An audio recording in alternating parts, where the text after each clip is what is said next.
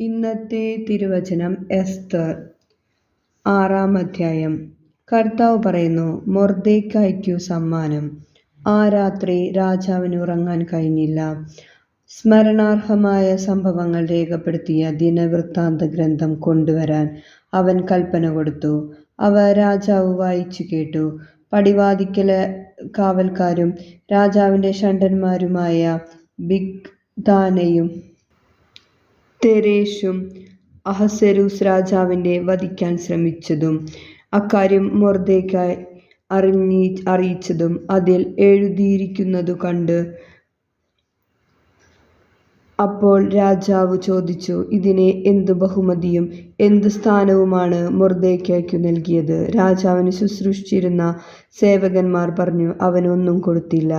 രാജാവ് കൽപ്പിച്ചു, അങ്കണത്തിൽ ആരുണ്ട്? മൊർദെഖായിക്കു വേണ്ടി തയ്യാറാക്കപ്പെട്ട കഴുമരത്തിൽ അവനെ തൂക്കാൻ രാജാവ് കൽപ്പിക്കണമെന്ന് പറയാൻ വന്ന ഹാമാൻ കൊട്ടാരത്തിനു പുറകെ അങ്കണത്തിൽ നിന്ന് അപ്പോൾ പ്രവേശിച്ചതേയുള്ളൂ.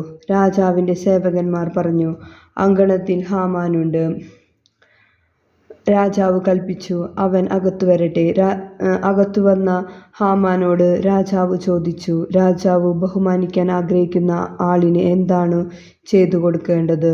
ഹാമാൻ ഉള്ളിൽ കരുതി, എന്നെയല്ലാതെ ആരെയാണ് രാജാവ് ബഹുമാനിക്കാൻ ആഗ്രഹിക്കുന്നത്?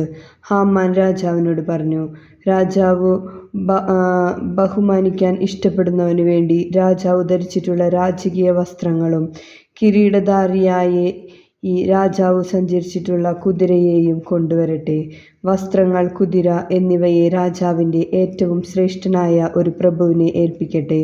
രാജാവ് ബഹുമാനിക്കാൻ ആഗ്രഹിക്കുന്നവനെ ആ വസ്ത്രഭൂഷണങ്ങളായി അണിയിച്ച് കുതിരപ്പുറത്തിരുത്തി, താൻ ബഹുമാനിക്കാൻ ആഗ്രഹിക്കുന്നവനോട് രാജാവ് ഇങ്ങനെ പെരുമാറുന്നു എന്നു വിളിച്ചു പറഞ്ഞുകൊണ്ട് അവൻ നഗരവീഥിയിലൂടെ കൊണ്ടുപോകട്ടെ.